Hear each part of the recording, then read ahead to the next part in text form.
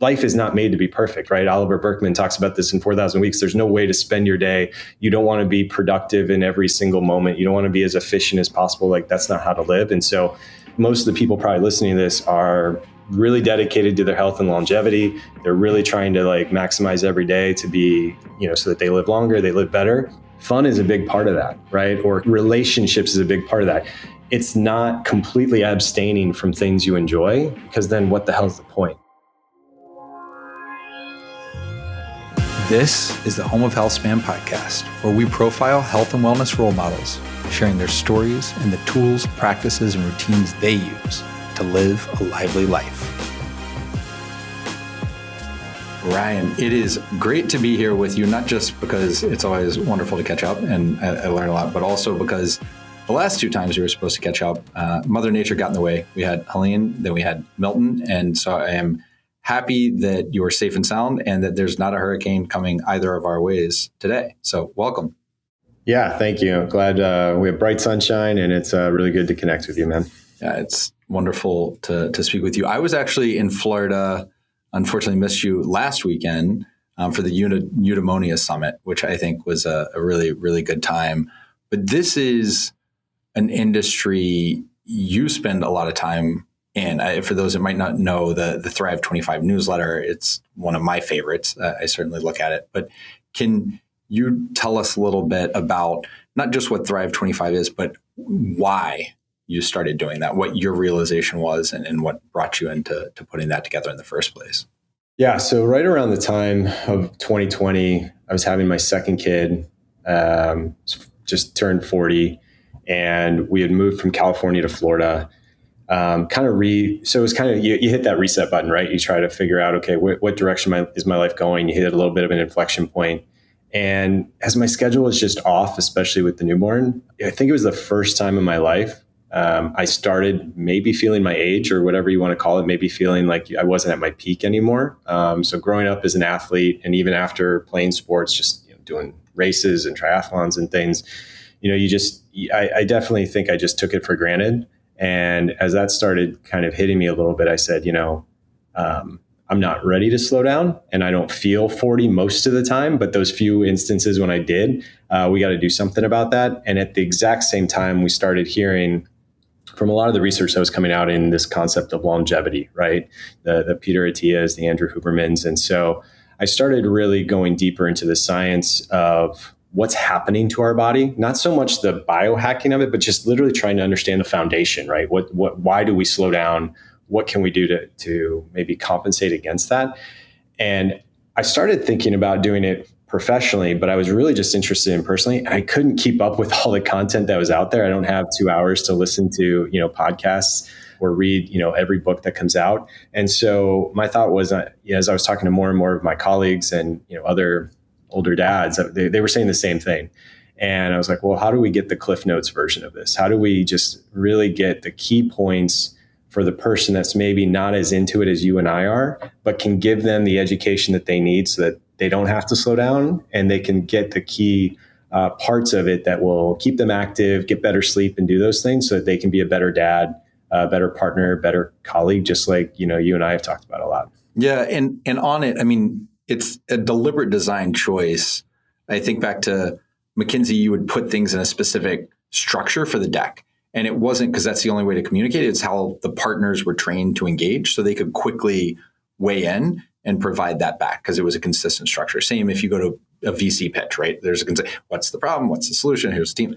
And so it seems like you were thoughtful about the design of what should be included in how we structure this newsletter, right? And can you talk about what those sections are and why you picked those ones? Yeah. So we really kind of thought about, I want to learn one thing.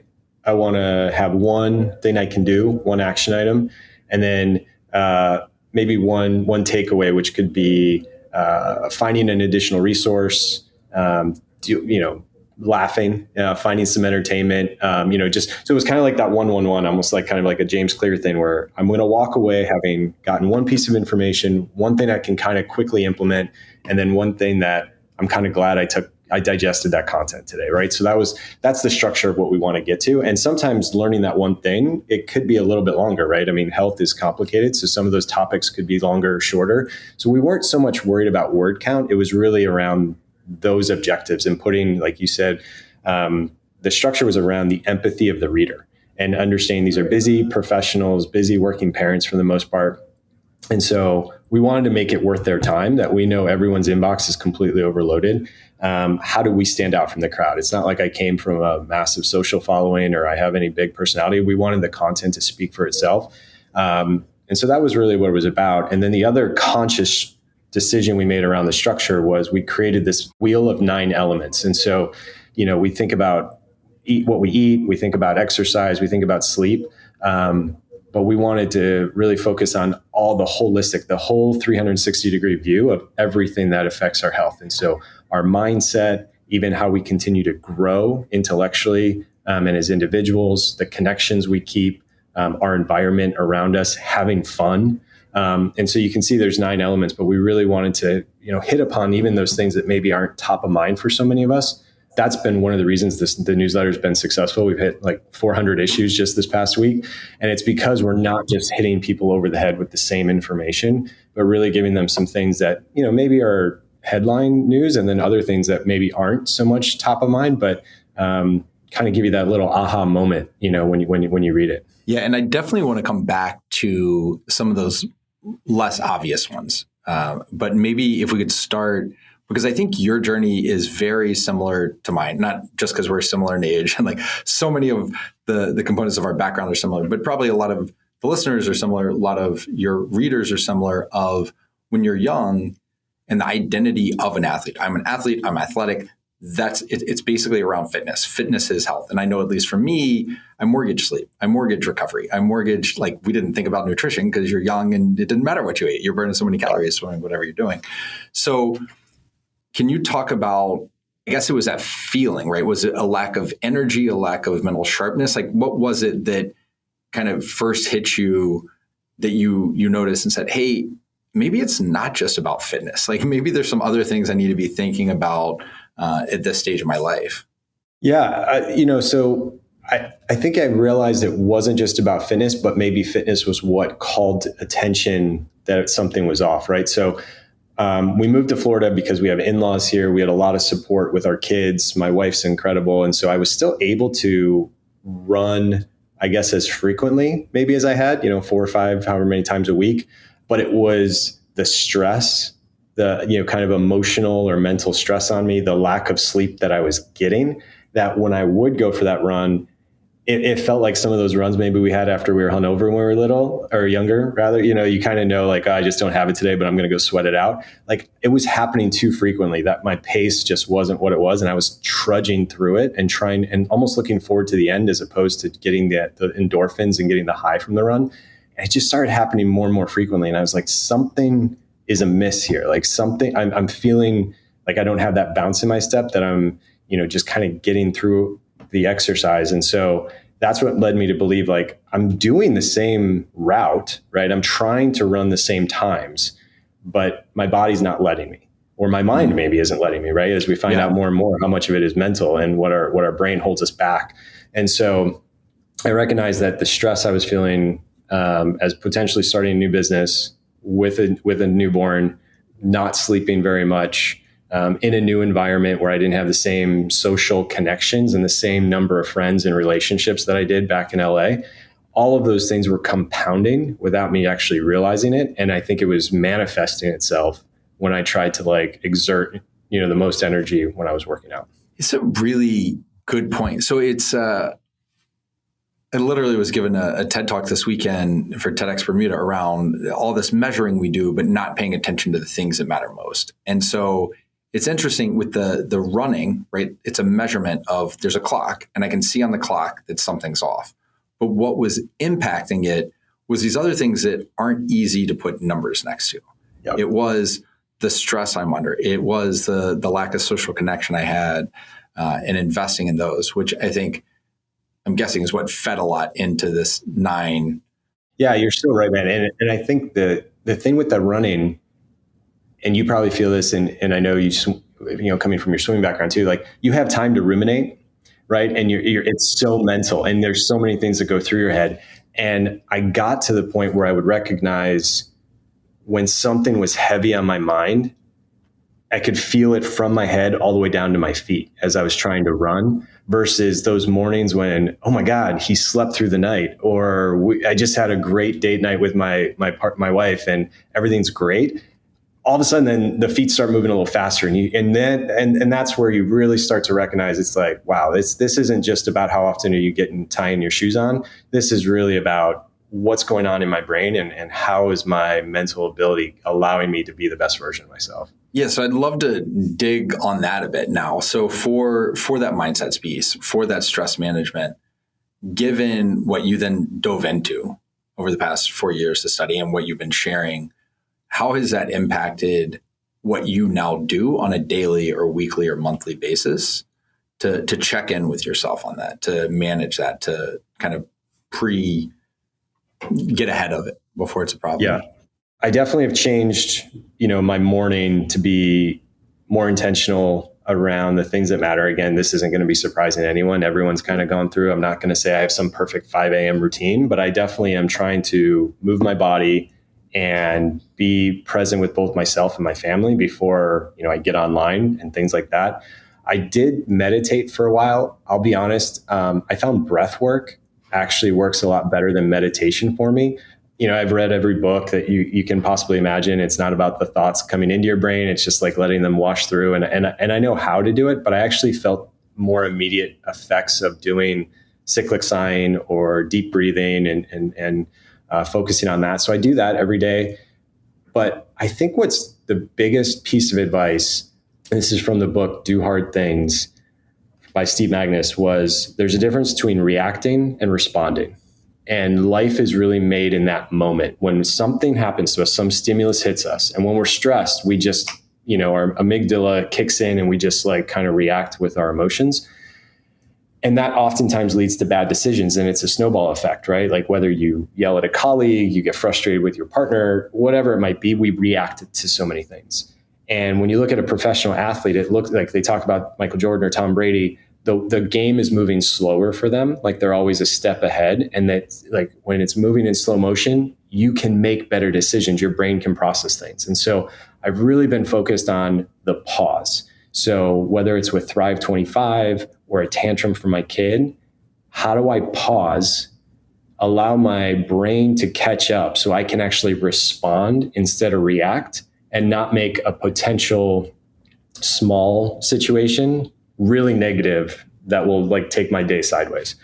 That's honestly probably been the biggest thing that I've taken away of almost all the research that I've done in so many of the issues over the last couple of years. I mean, as a parent, it's such an impactful tool. I was just, yesterday I was with my daughter, we were playing with her friends at the park, and one friend had to leave early and we stayed longer. And then at the end, some were going over for dinner. I was like, look, you've been out late 3 nights in a row. We need to get you to bed on time and go back. And so it's a huge tantrum, the whole drive back, meltdown. We get home, and instead of like arguing and going back and forth, I just went in and I said, look, she wasn't going to eat dinner. I'm just brushing my teeth. I'm not hungry. I said, okay, you can do it, but can I just get 2 minutes? We can now decide if we're going to remember today for all the fun we had at the park. And when those other people left, we got that extra time. And we got to play all that. And we could focus on the abundance that what we got. Or we could really focus on that one thing we didn't. And we got to decide which story we're going to now tell. And I walked away. And a minute later, she just ran and said, I'm so sorry, Daddy, and gave me a big hug and came to dinner and like everything was fine. But I could have just fought and we would have had a terrible night. But I say I know that story because that's not always my initial reaction, right? Like it took me work to get there, to take that pause. And I'm curious for you, is it the breath work do you do? Because for me, I do a lot of journaling of, hey, man, I really like dropped the ball on this. And here's next time. So I kind of have to replay it for myself.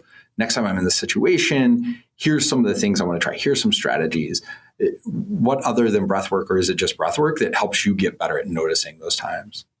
Yeah, I mean, I think I actually have tried to slow everything down. And it's so hard when, example, my to-do list today is overwhelming, right? We're trying to get this app launched and the whole platform, and got all these people in our beta ready to go. And can't tell you how many technical challenges we're running into the last 72 hours of trying to do all this stuff. But I'm trying to be much more meticulous and understand the limitations of what we can do, as opposed to running too fast in almost any situation. So I think it's just slowing everything down. And don't get me wrong, I have the same things with my kids, and both of my kids would tell me what you just said, that I get frustrated and I don't have that moment. But I think I loved how you positioned that story, because you empowered them to have the opportunity. You didn't tell them like, this is what we can think about. We have the choice of what to do there.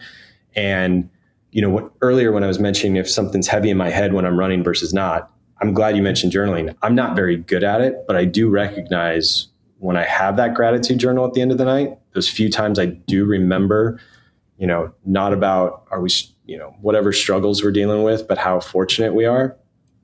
It is a game changer to help slow those things down, right? And get that on top of your head and be like, wow, we were able to go get organic food at Whole Foods, or I was able to go run on this beautiful waterfront.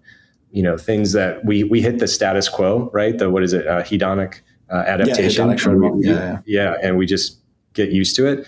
And the more I think you can appreciate it where you're at and what you have, then you can just slow down in general. And then you can kind of take that opportunity to not just be so reactionary.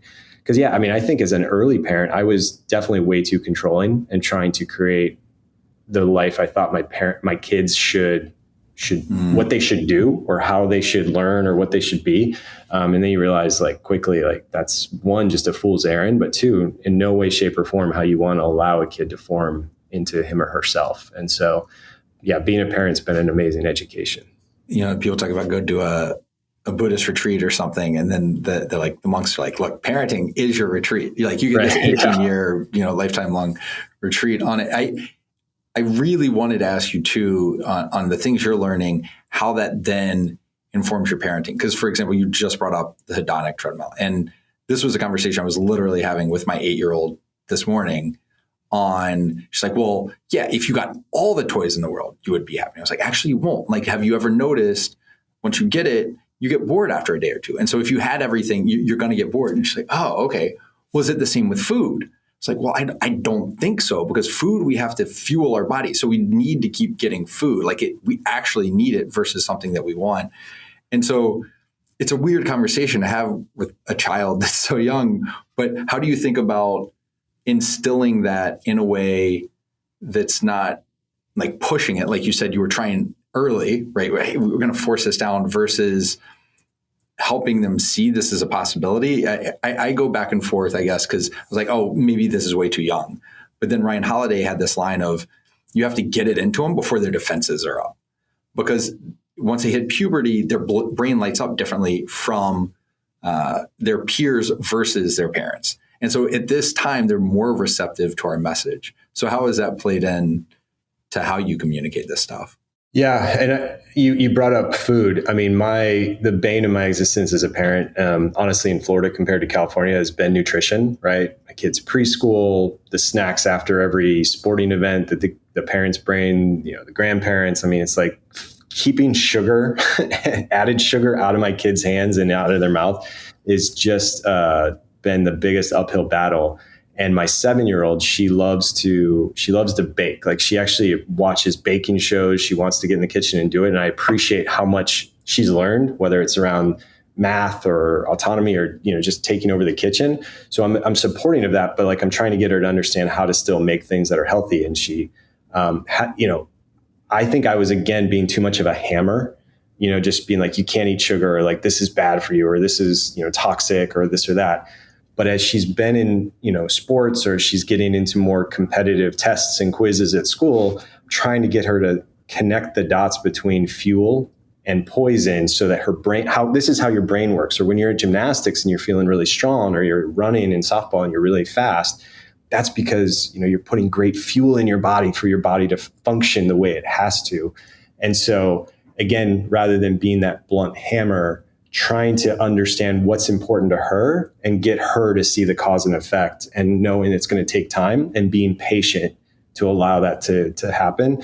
So that's definitely been a big transformation, because at first I just was like, would you please just stop eating junk, but she's part of her peer group too. And it's like, you don't want her to like never be able to enjoy what her friends are enjoying. I really like that frame. I mean, it gets back to the golden rule versus the platinum rule of, hey, treat others like you would want to be treated. So where you are in your life, you're saying, hey, here are all the health benefits. Here's why I want to eat this.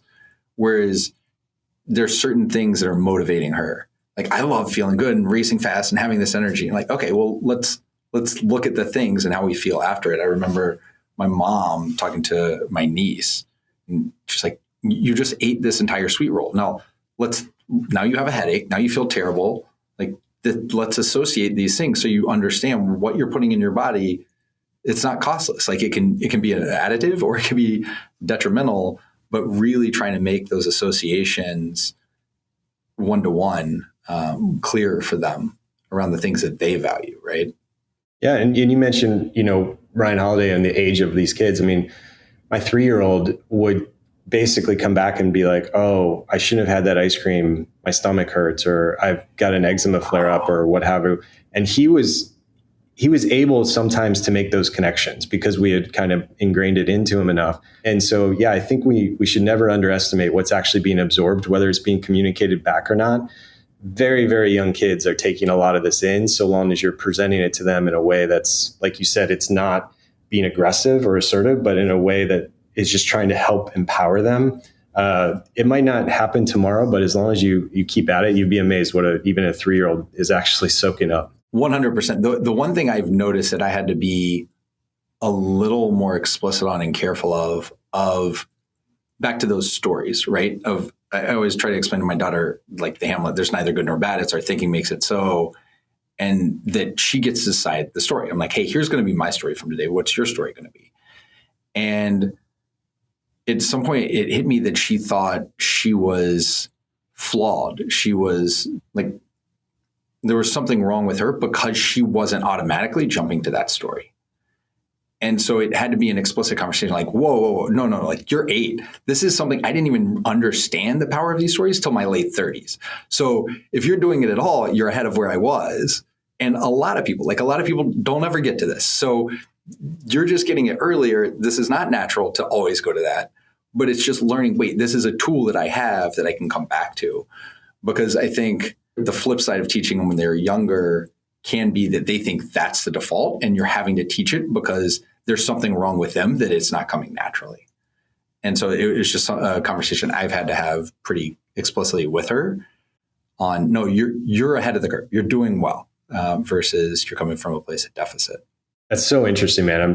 That's a really powerful lesson that you're instilling in her. And I think the reinforcement of what you said there at the end is something that we struggle with too, is, the concept of perfectionism, right? Like, she's now thinking like she's flawed and trying to do all these things that, you're trying to instill in her. And I get that too. And I've really, really taken a step back with the academic pushing of anything and be like, look, she's going to learn things when she learns them. And I think we've all recognized that social intelligence and the ability to connect with others far surpasses a lot of the things they're going to learn in the class itself. And what you've done there and what I really want to help her and what we can talk to anyone that's listening to this is that idea of, perfectionism and like life is not made to be perfect, right? Oliver Berkman talks about this in 4,000 Weeks. There's no way to spend your day. You don't want to be productive in every single moment. You don't want to be as efficient as possible. Like, that's not how to live. And so, I think most of the people probably listening to this are really, really dedicated to their health and longevity. They're really trying to like maximize every day to be, so that they live longer, they live better. But the reason we go back to those 7 elements, right? Fun is a big part of that, right? Or relationships is a big part of that. It's not completely abstaining from things you enjoy, because then what the hell's the point, right? And so the same thing for our kids. It's like, I want to instill the values in her, but not make it to where she's robotic that has to like do all these things perfectly. That's beautifully put. On the nutrition front, so you touched on the difference in Florida and California, right? There are regional differences or even neighborhood differences, right? And all this behind it. What does your nutritional approach look like these days, right? Coming from Eudaimonia, where you had carnivore camp, vegan camp, it's a whole minefield. What is your approach? Yeah, it's a good question. And I think honestly, Peter Attia talks about this, that most of the research is observational studies, and, nutrition is really going to be personalized to every individual person, whether it's based on their gut microbiome or their DNA or whatever works for them. I think there's still even controversy right around, mTOR and protein and all that concept. You could go in many different ways of what the science is relating to.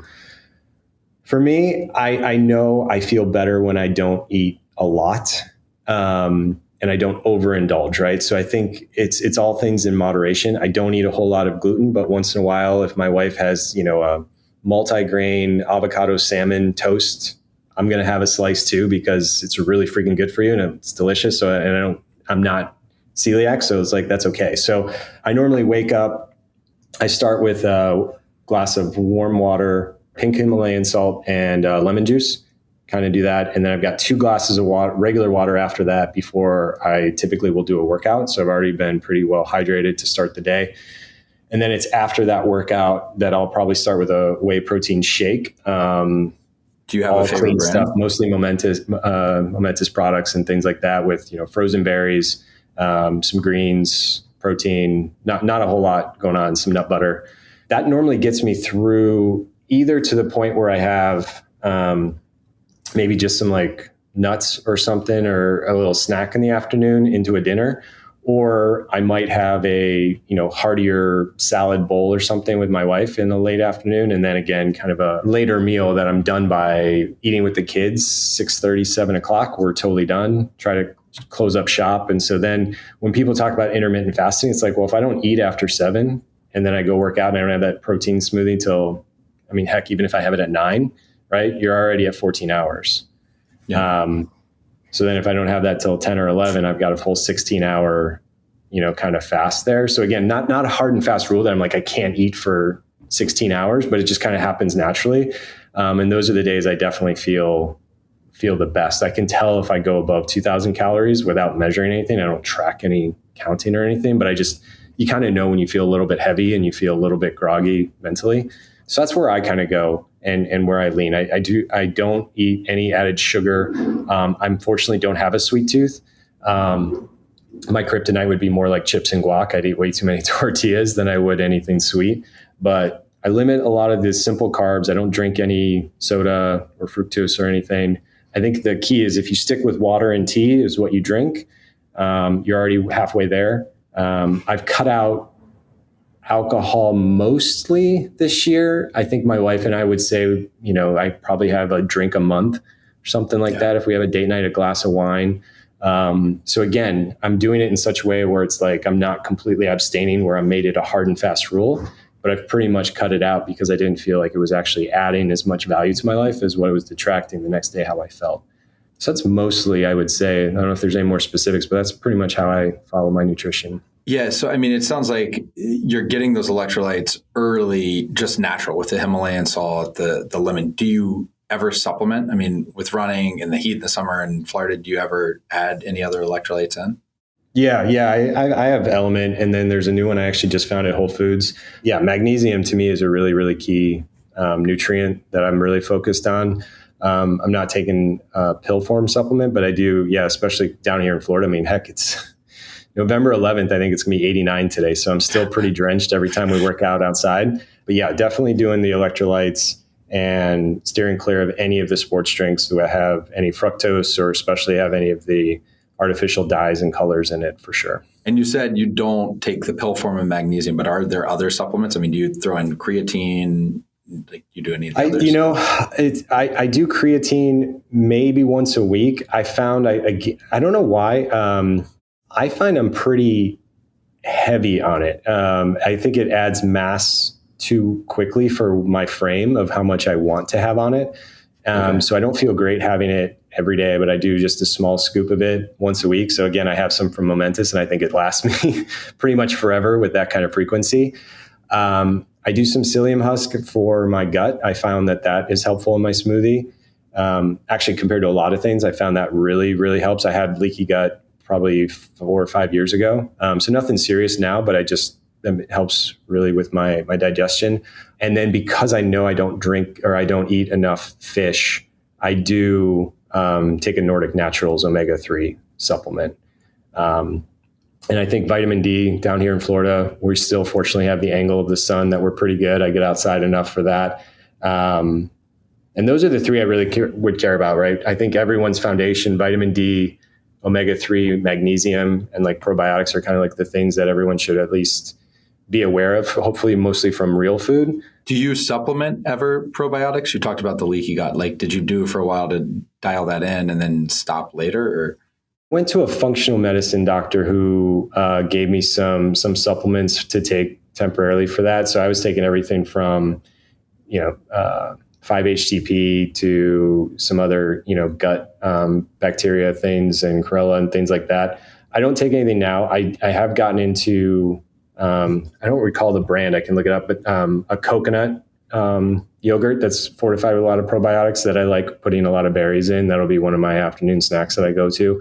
But I don't have any specific probiotic supplements that I take right now. Yeah, I mean, I think for listeners, this is probably a pretty interesting one, and we'll go through the others. But the fact that you spend so much time in this space and you have a newsletter and you're doing the research and all that. And so you hear at one end of the spectrum, there are people who take 150, 200 pills a day, right? And it sounds like your approach, and you can look at you're very healthy, everything going on, is saying it's really about the macros, right? These 9 things of having strong relationships and making sure I get enough sleep and that I'm moving my body and that I'm putting the right whole foods in my body in the first place. It doesn't necessarily take a bunch of extra outside things to get there. Is that fair? Yeah, I think that's absolutely fair. I think we can do a lot of those things naturally, and we should be getting them more whole foods, because if you read, even like there's a great book, The Younger You by Cara Fitzgerald, she actually goes through the difference between eating an apple and drinking and taking like a quercetin supplement, right? And like the way in which all of our nutrients and all of these vitamins and minerals interact in our body, it's like there's such a magic there when you eat the whole food and you get all of the polyphenols and all the antioxidants together versus just taking a single supplement and hopefully absorbing as much as you can from that. So I do think real food matters more. And I also think there's a time and place for supplements, but I think very few supplements should be permanently part of your diet. So as an example, like ashwagandha, I mentioned, like there are times I absolutely go through stressful situations. And I don't know if this is interesting or too much for the people listening, but like I can almost feel like a garlic onion smell when I work out, when I know my cortisol is high. You can literally smell cortisol. Like I know when I'm like above and beyond where I should be. And so in those moments, right, doubling down on the breath work, putting some ashwagandha and some other adaptogens that are really going to help kind of manage the cortisol, which can have so many negative effects, everything from lower testosterone to your mood to so many things. So I will cycle through those supplements, but I do that in a way that's responsive to how I'm feeling and what I kind of know, being more aware of my body, rather than just blindly saying every morning I'm putting these pills in a bag and taking them with me, as part of my daily routine.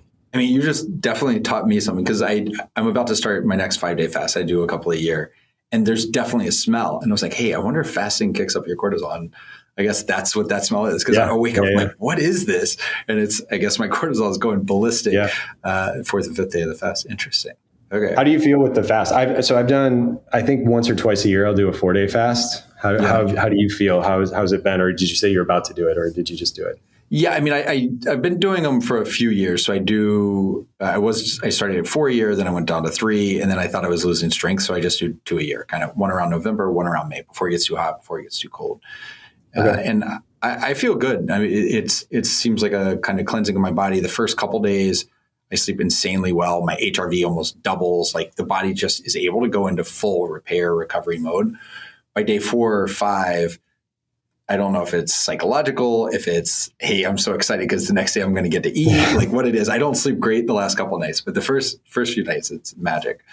I do think that for me, at least, there's a separate, and I've talked to others that do it, there's a whole psychological benefit of it too. Like people, oh, I'm hangry. I can't do anything if I'm hungry. And once you can go for 5 days, like if you have to skip a lunch, if you have to, like, it just doesn't phase you the same way. Like, look, I can go 5 days, like this, missing this one snack or this one meal, it's not going to make my day better or worse. Like I can get through this and be fine.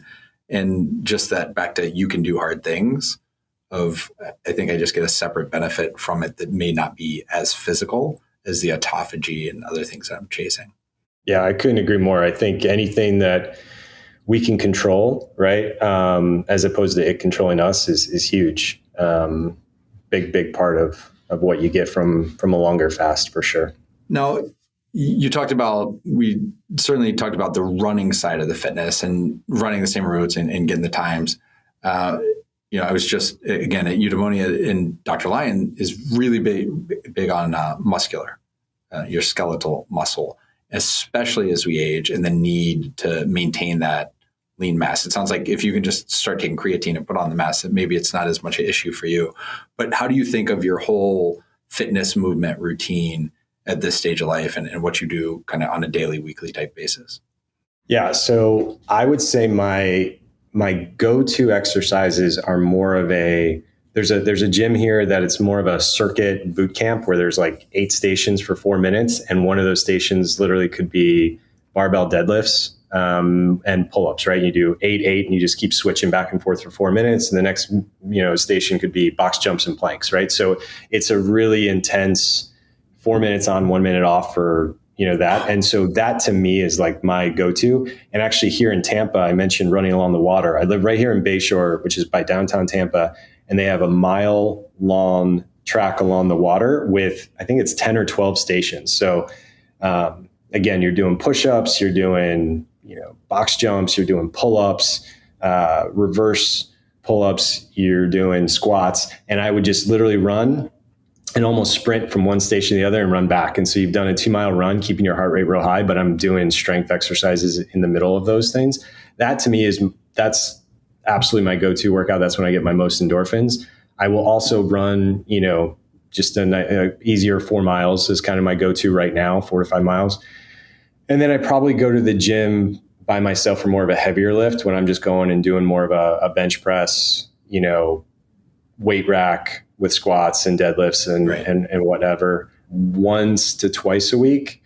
And what I really miss, and I have to get back to then, is the once to twice a week where I'm doing like a yoga class, because I know my mobility is definitely limited right now. And you mentioned kind of that recovery piece. I think that is so key.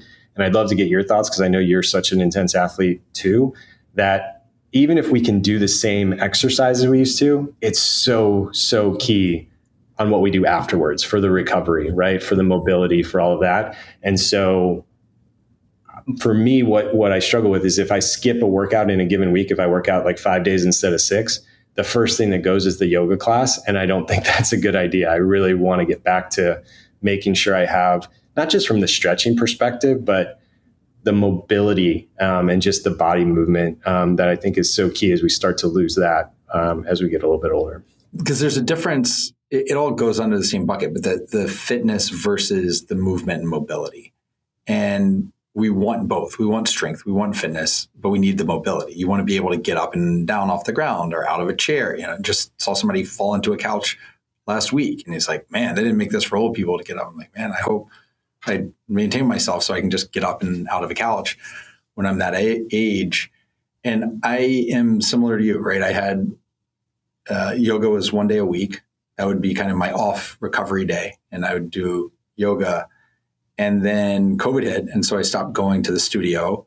And I found Nicole Wild, actually one of our health span role models on a Lively, on YouTube. And she ended up having a Kula she created. So I would do her classes. But it's by far the least consistent, because actually twice I tore my meniscus doing yoga, doing pistol squats, and both with bucket handle tears. They just had to cut them out. And so out of that, I ended up working with a personal trainer on recovery. And then we found all sorts of imbalances. Like I have an enormous right lat versus the left, but then my low and mid traps on my right are super atrophied because I overload the lat. And so now instead of yoga, that 1 day a week for me is much more trying to work on those imbalances, like small shoulder exercises, small back exercises. And it's something maybe I could learn to do on my own, but I don't know. I got 43 years into it without even knowing they were there. It's going to take me a long time to really tell if I'm being balanced. So just having someone there, as if it's just an accountability partner, but also who's a professional who can look at it and say, okay. And it took time. Like we'd work on something and he'd take a photo and it'd take a while. And he's like, oh, wait, now I see it. Like you see how this is a little off. And it's because that lat is so big, this doesn't extend the same way. And so what we need to work on is elongation here.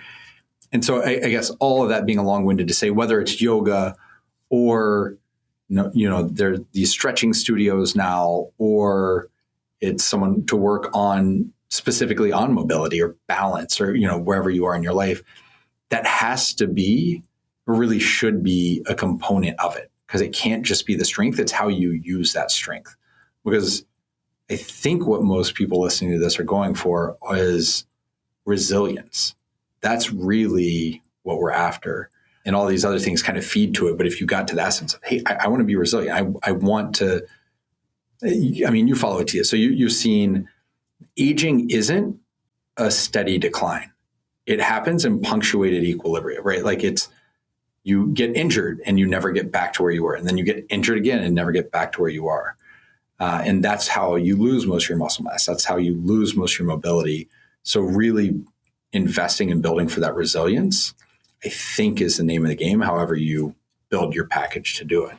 Yeah, I couldn't agree more. That's what I was going to say. I'm so glad you said that at the end. I mean, whether it's like a lot of the research where people coming out showing how important your feet are, right, and your toes, and how we're doing the wrong things with our shoes and our socks, whether it's our ankle mobility, which then affects our knees and then affects our hips. Like, so I know for me, like, I need to really, really get to that 30 degrees where I can move my Achilles and calf and open that up. I'm trying to not do heavy weights with squats, but I'm going really, really deep. And to your point, trying to make sure I'm being aware of which side is tighter than the other, because that imbalance, like you said, is going to be there. If I'm doing deadlifts, very light weights so that I can protect build my lower back and my core without hurting it, because that's what, how many guys do we know our age that they hurt their lower back? And you're exactly right. If you're laid up for 2 weeks, you're not playing golf anymore, you're not walking, you're not lifting, those 2 weeks are incredible in terms of what it's doing to, depress your muscle mass and your strength. And like you said, you'll never get back into it. And those are the things that start to build up over time. Yeah, I think it's just more, how can you be intelligent and get out there so that you can push yourself without getting injured? Because once you're laid up, that's the biggest problem. I mean, you talk about what we do with our feet and everything. So I'm going to have to show, like, these are my go-to. I don't know if everybody can get away with wearing these in the office, but my unshoes Wakivas, they're the lightest thing. It's basically your barefoot, but you have fully splayed-toed, full movement of the foot. I swear by them. And so do you have, it sounds like, with running and with the trail near your house, you're pretty set. But if you're traveling or you can't get out of the house, do you have any kind of at-home equipment or travel equipment? You say, hey, I like to travel with this like hand strengthening thing or bands or anything like that. I do have a grip strengthener. I probably don't use it very, very frequently. Honestly, I've got a great workout where, between squats, good mornings, push-ups, jumping jacks, and getting outside, I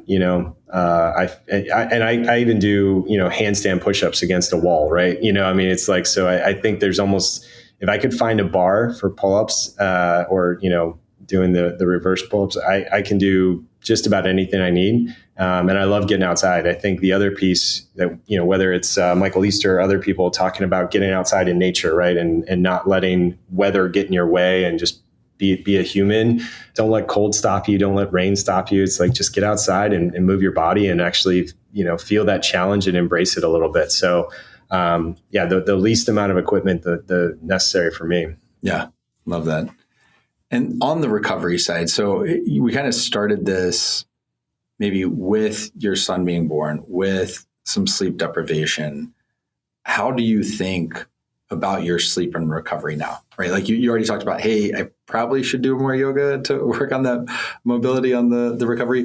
But what are the things, not just that you should do that, but you are a little more consistent on when it comes to sleep and recovery? So when it comes to sleep, I think anybody or any couple will probably go through ebbs and flows of being really good and being on a good schedule, and then sometimes they're not. But the one thing that I've read, and I wish I could remember who I attribute this to, you probably have heard it, but don't stay up for anything that you wouldn't, wake up early or set your alarm to do. Right. So how many people are just stuck scrolling Instagram or YouTube or watching Netflix or watching some rerun of, Seinfeld or whatever it might be. And you like catch yourself and you're like, oh man, it's 11 o'clock. Now I should go to bed. It's like, would you have set your alarm to do that tomorrow morning? And if the answer is no, then it's not worth staying up for that. And so I think that's really helped, that unless I'm working, unless my wife and I are having some time together, we're much, much better at having a consistent time to get into bed, do some, reading that's not on a screen, and call it a night. So that when we have our early mornings with the kids, we've gotten that 7 to 9 hours, probably not 9, 7 to 8 hours worth of sleep. Again, it's not about being perfect. Enjoy some of your weekends or whatnot, but just having that mental kind of thing, like, why am I staying up for doing this? Is it important enough to me that I would have set my alarm to do this? And if it's not, it helps you kind of get to bed a little bit earlier. You could potentially take it to the next step of saying, for sleep consistency, I am going to shift this to the morning. So, for me, I just think when you were saying those things, because I don't watch TV, like the TV that we have in our house in Bermuda has never, ever been turned on. So it's like, those aren't things that I would do. So when you were saying, would you get up early? The one thing I could think would be, it's work. And for me, I'm way more productive in the morning. So like those things, not only would I set my alarm to do, but I typically prefer to do it. Like, no, I'd rather keep my consistent bedtime because I'm going to be sharper in the morning. If I go to bed now, I'm going to get this done in half the time. It's going to be twice as good. So let me shift it over there. That could be a good kind of tie your hands to the mast thing of, hey, after this time, anything that it is, I'm just going to set my alarm early to go do. And then as you get into bed, you're like, that next episode, I could probably just wait. Like, I probably don't need to set it 30 minutes early to go watch it. Do you have any special things around your sleep routine? Like me, I have wax earplugs because I'm noise sensitive. I have a mask because I'm light sensitive. I do my chilling pads on the bed. Like, do you have any of the toys or accoutrement? My wife definitely has a lot of the things with her ears. She has like headphones and stuff to make sure she's not hearing a lot of things. So I hope it's not me. But so we have a super dark room. We definitely keep the upstairs really, really chilled into the upper 60s for us and the kids to sleep. So from a climate perspective, from a light perspective, the environment is pretty well set. And then I think, like I said, I'm pretty good about the screens, the food.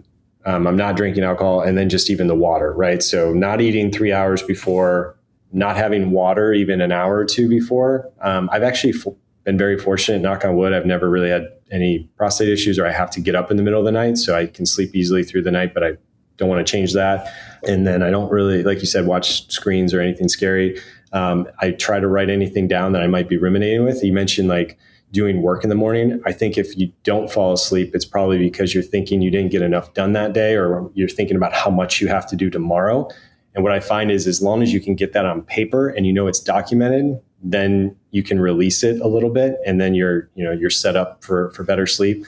We don't have any of the toys. I do know my wife has a subsidy. I think we're going to try the 8 Sleep mattress pad. That's on our list for 2025 to get. But otherwise, dark, cold, clear your head, empty stomach, and try to relax. The liquid one was eye-opening to me because I think it came from swimming in the summers in Florida. And then in general, and my parents were physicians. I think if you consume a ton of fluid, your kidneys can get less and less efficient with time. And so it's like almost the more you're drinking, the more you end up needing. I don't know if there's science behind this, but this was my dad's theory. And so I would drink, start the day with 2 to 3 liters of water, before I even got to the gym, right? And it was just an absurd amount. And so I was getting up multiple times at night to pee. And I can't remember if it was like Lane Norton or Andy Galpin talking about that is a bad trade-off to make, the hydration for disrupting your quality of sleep. The quality of sleep is like 10x more important in that situation. And so doing like you and saying, hey, after kind of 3 or 4 o'clock, I'm not really drinking much fluid. And if I am, I'm just sipping it instead of gulping it. And really after a certain time, none at all. And my quality of sleep's changed dramatically. Instead of getting up twice a night, it's every now and then I get up once, and it's on the back end of the night. So it's, for anybody listening that may have that issue, for me, changing my fluid intake, which is super obvious, but for me, for some reason, it wasn't until I heard it from an expert, made a big difference. Yeah, I agree. And I'm not the expert either, but I have read similar things that, when people talk about the circadian rhythm, from what I understand, different parts of our body have are on their own rhythm or on their own cycle, and our kidneys aren't as efficient at night, right? Like they are supposed to be doing more of that detoxing. So Drinking in the morning is totally fine because that's when it's alive and working well. And that is what happens if we drink too late. So yeah, knock on wood, never have to get up at night. I haven't had any issues so far. Now, I think if it's okay, I'd like to take us back to where we started on the softer side of some of these. We talk about the 5 pillars, you talk about the wheel of 9, but the softer side with that, the connection piece and relocating where you didn't necessarily have the network and the connections that you initially had in California until you invested the time to build them in Florida. What does that look like for you at this stage of your life? I mean, because you're building a business, you're now launching new technology, you have kids, you have your wife. Like, how do you prioritize or fit that in, whether it's the family or connections outside the family? Yeah. So from a family perspective, my wife has her own amazing career where she's doing phenomenal things as well. So we're definitely a 50-50 partnership, or I hope she would agree it's almost a 50-50 partnership when it comes to, everything involved with the kids. And so, yeah, I mean that, there's a special time from, call it 5 to 8 o'clock that, I'm dad first and foremost. And unless things are really out of whack, really protecting that time and getting as much value from that time as we can between school and, eating dinner with them and getting them to bed. So I think having a strong partnership is amazing, especially when you're not making a lot of money as an entrepreneur and you've got this promise of what it will be, but you're making a lot of near-term financial sacrifices. You need an absolute partner in crime that's there supporting you, understands that, and is going through those sacrifices. Because I'm not the only one making that. I can be like, oh, I don't need to go buy any clothes this year. I don't need to go to any extravagant vacation, but it's not just for me anymore, right? Now it's for the family's not taking that trip, or my wife's not taking that trip, or we're not doing whatever we need to around the house. And so having that support of her, I think, has been absolutely critical, because it's almost impossible to do if you're not only facing the uphill battle of trying to build a company, but then fighting that battle at home. So that, you just read about it, and like that partnership, if you're going to have that partnership, it has to be one of support. In terms of connections, I just look at it is just take a step back and think about the days when you have breakfast or lunch, or you go on a walk or do a workout with friends. How great do you feel at the end of the day? Again, it's like subliminal that sometimes we can miss it, but like it's really hard to have a bad day when you start out, going on a walk or a run with guys at 6 a.m, or you just have a lunch with that. Back when I was in LA, sunrise surf session with 3 or 4 buddies, out in Manhattan Beach or Malibu, like it almost didn't matter what happened the rest of the day. Like it was just like, this is like, you just appreciate the beauty of the sun coming up, being out in the cold water, moving your body to be on these waves and just talking with these guys, catching up what's going on in their life. And it's easy to miss. It's easy to skip when you fall out of that routine. But what's the book, The Good Life, by, the long-standing Harvard study of, everyone that's at the end of their life will tell you that the relationships are what matter in terms of fulfillment and giving you the best limited time that we have here. And so we all say it, but we're all still going to potentially be guilty of it if we don't pay attention. And I don't want to say, I wish I would have, could have, should have spent more time with these people that are important to me. So you got to prioritize it. And I just look at it like, the day's just better, right? Even today, you and I don't know each other that well, and we're obviously not in person, but today this is going to be part of, like you said, with your daughter way back when we started this conversation, what's your story from today? I might hear back from my tech team and have 5 problems that's going to delay us 2 more days or whatever. But my story today is going to be the conversation you and I had and the way we connected on so many things that are similar.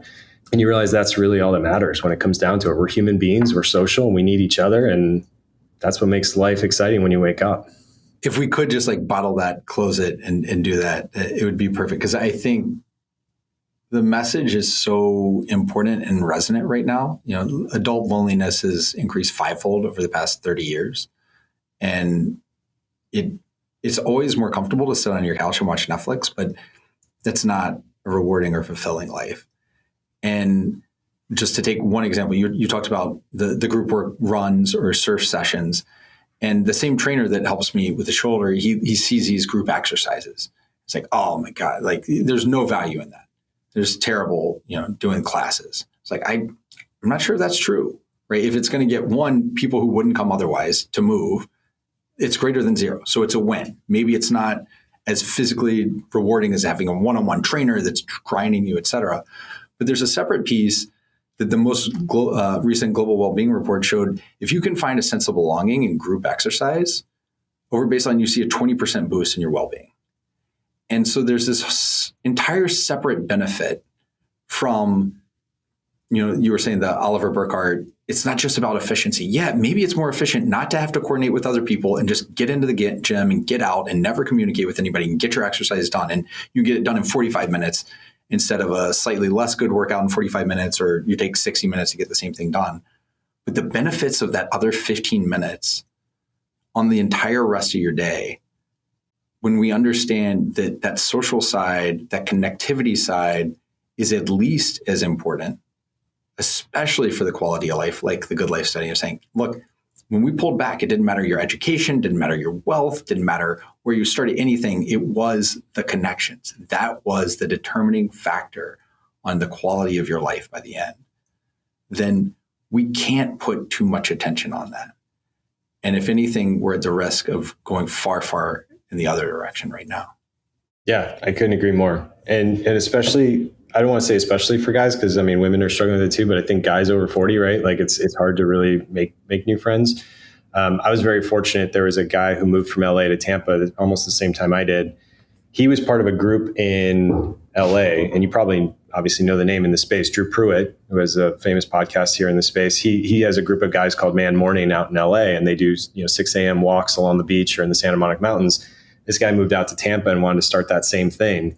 And especially for guys, I found it's so incredible when you're not doing a happy hour, or you're not at dinner face to face, but you're just walking, you're outside, it's so much less intimidating, right? To be open with someone when you're not like in this like confrontational setting where you're facing each other. It's incredible that guys that don't even know each other that well, how open they'll be when you're just doing a sunrise walk outside and getting to know them. And just like all of a sudden, it's just like the guard comes down, someone is vulnerable, and then someone else doesn't try to solve anything, just listens and is vulnerable in much that same way. And I know some of these guys are trying to scale that, to more and more people to open this up, because I do think, going back to what I said, if that's how you start your day, you're already playing with the house's money, for what happens for the next, 12 hours you're awake. So if anyone listening to this is going to have one takeaway on where you can start, right? Because we hit a bunch of different things. You have 9 things in the wheel. It can be overwhelming. But if someone's just getting started, say, hey, wherever I am today, what is the one thing that would be the right next step? And I realize it's personal, but what's the most likely for someone, do you think, if they were kind of where you were in 2020? I think, the first thing is we talked about, and I'll get to be very succinct, but just give me a minute to kind of set up, like to not be, don't worry about being perfect. Don't worry about changing from wherever you are, going from A to B, whatever that end result is, just thinking about what makes you feel better. Because I think that first step that we talked about, maybe it is with friends, maybe it is, walking, maybe it is, just finding some delicious food instead of a sweet, like it could be depending upon your different goals. But I think for anything to become habitual and to stick with it, you have to enjoy it. And there's so much of what we're talking about to increase your health span that shouldn't feel like taking your medicine. It shouldn't feel like a sacrifice. And so I just think if you want to live better and longer, the first thing is, how do you make yourself enjoy that more? And so taking that first step to like something that, and to your point, like, I hope that doesn't mean Netflix or something, but most of the time it doesn't, if you're really honest with yourself. It's like, I would argue a morning walk with someone that you really enjoy their company can't be a bad first step if you're not already doing that, because that's going to get you on the track of moving. That's going to boost your connection. It's going to get you outside. It's going to get you out earlier in the day.